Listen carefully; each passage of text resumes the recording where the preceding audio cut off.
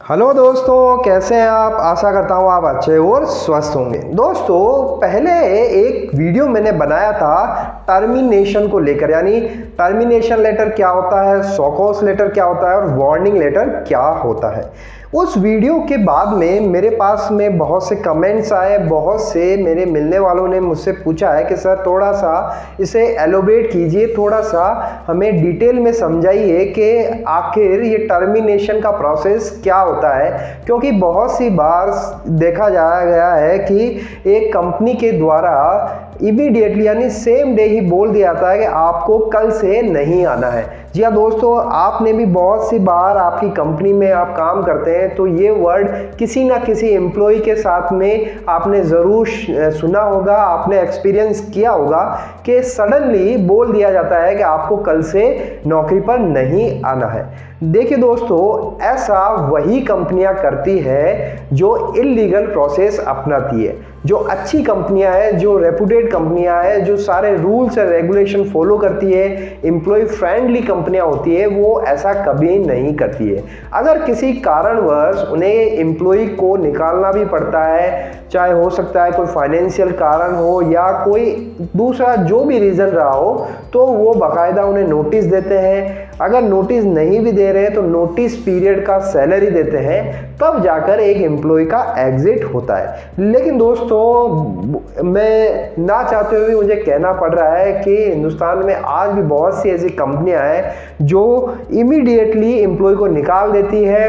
वो बिल्कुल नहीं सोचती है कि आगे आने वाले फ्यूचर में इसको जॉब कब मिलेगी, कैसे मिलेगी और ये कैसे फैमिली को सर्वाइव करेगा, और इमीडिएटली बोल दिया जाता है कि आपको कल से नहीं आना है। तो दोस्तों, आज के इस वीडियो में हम डिटेल में बात करेंगे कि इस सिचुएशन में अगर कोई एम्प्लॉय आ जाता है तो उसे क्या करना होता है, उसे इस सिचुएशन को कैसे फेस करना होता है। दोस्तों, मेरा नाम है मनोज शर्मा।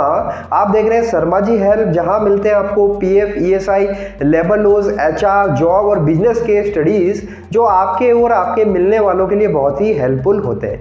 दोस्तों, अगर आप इस चैनल पर नए हैं या अभी तक आपने इस चैनल को सब्सक्राइब नहीं किया है तो नीचे दिए गए लाल रंग के सब्सक्राइब बटन को जरूर हिट कर दीजिए और पास वाले बेल आइकन को प्रेस कर दीजिए, ताकि जब भी मैं कोई इस तरह की जानकारी लेकर आऊं आप तक उसका नोटिफिकेशन जरूर पहुंच जाए।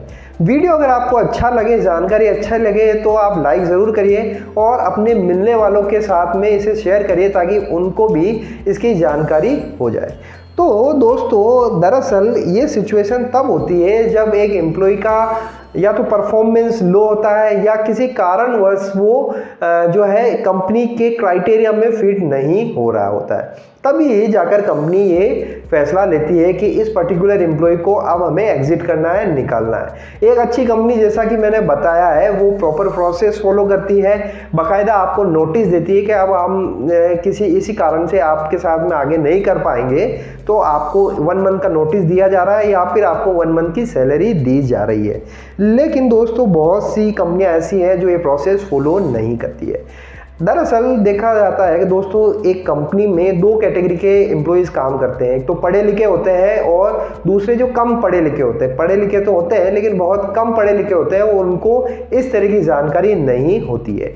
इवन दो जो पढ़े लिखे होते हैं उनको भी इस तरह की जानकारी नहीं होती है, उन्हें भी थोड़ा सा डर लग जाता है अगर इस तरह का वर्ड या इस तरह की सिचुएशन उनके सामने आ जाती है। तो ये वीडियो उन दोनों ही लोगों के लिए है जो पढ़े लिखे हैं और कम पढ़े लिखे हैं। तो इस वीडियो को आप बहुत अच्छी तरह से समझिएगा ताकि आपको और आपके अगर कोई मिलने वाले आपके कोई फ्रेंड के साथ में ये सिचुएशन घट रही हो तो उनको भी इसके द्वारा थोड़ी सी जो है ताकत मिले, थोड़ा कॉन्फिडेंस जो है उनका बढ़े। दोस्तों, दरअसल इस केस में क्या होता है कि अधिकतर कंपनियां क्या करती है कि आपसे बोल देती है कि आप रिज़ाइन कर दो। जी हाँ दोस्तों, सिंपल प्रोसेस यही होता है कि आपको बोल दिया जाता है कि आप रिज़ाइन कर दो। इट मीन्स आप अपनी इच्छा से रिज़ाइन करें।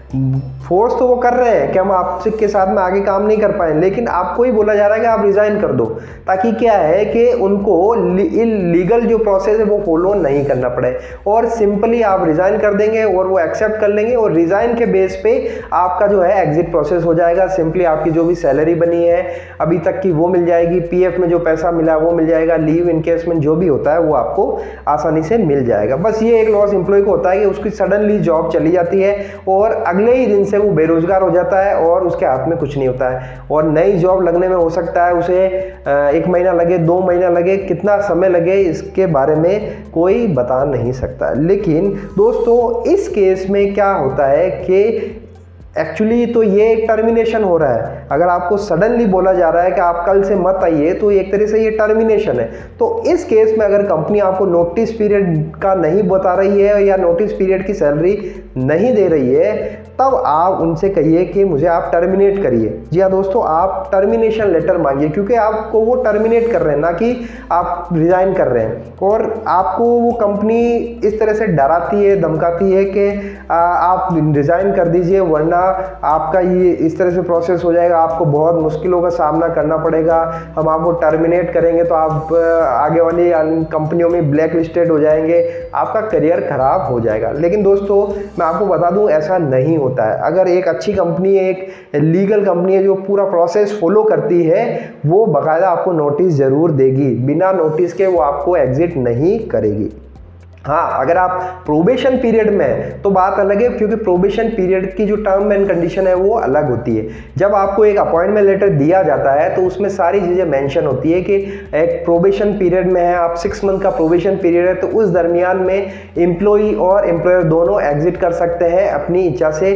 उसमें हो सकता है 15 दिन का ही नोटिस हो या ना हो, बहुत सी कंपनियां नहीं भी रखती है, तो वो वाइस वर्सा होता है एम्प्लॉई और एम्प्लॉयर दोनों के लिए। लेकिन आफ्टर कन्फर्मेशन प्रोबेशन के बाद में हर कंपनी का रूल होता है कि एटलीस्ट 1 मंथ का नोटिस पीरियड जरूर होता है, तो वो आपको इमीडिएटली जाने के लिए नहीं बोल सकती है।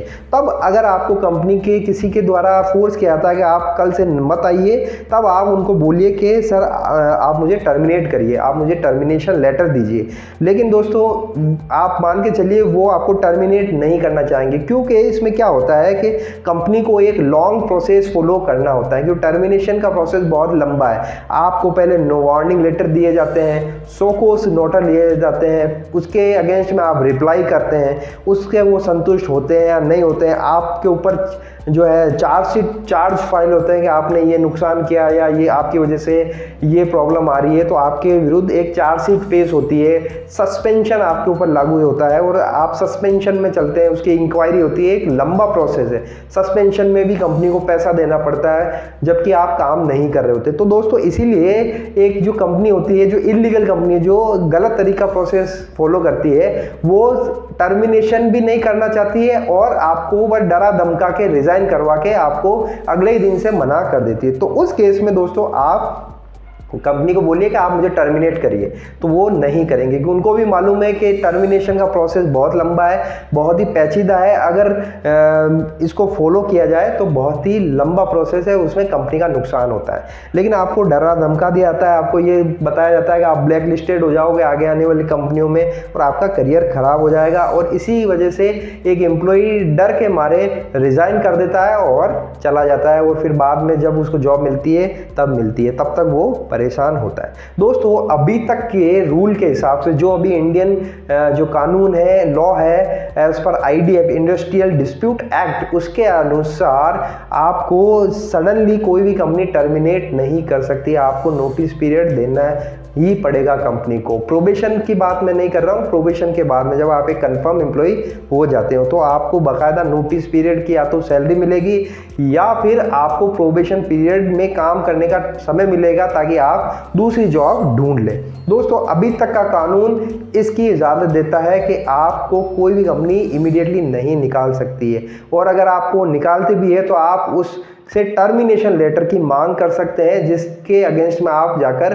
जो है लेबर कोर्ट में आप जो है कोर्ट में अप्लाई कर सकते हैं, अप्रोच कर सकते हैं। दोस्तों ये जो इमीडिएट निकालने का कंसेप्ट है ये फॉरेन कंट्रीज में है, जहां पर हायर एंड फायर, आपने वर्ड सुना होगा हायर एंड फायर, यानी किसी को फायर कर दिया, वहां पर ये कंसेप्ट है। हो सकता है बाद में भारत में भी, इंडिया में भी ये लागू हो जाए, लेकिन फिलहाल इंडिया में ये जो रूल्स है, ये कानून है, ये अभी तक नहीं है। यहाँ पर अभी भी वही कानून है कि आपको इमीडिएटली नहीं निकाला जा सकता।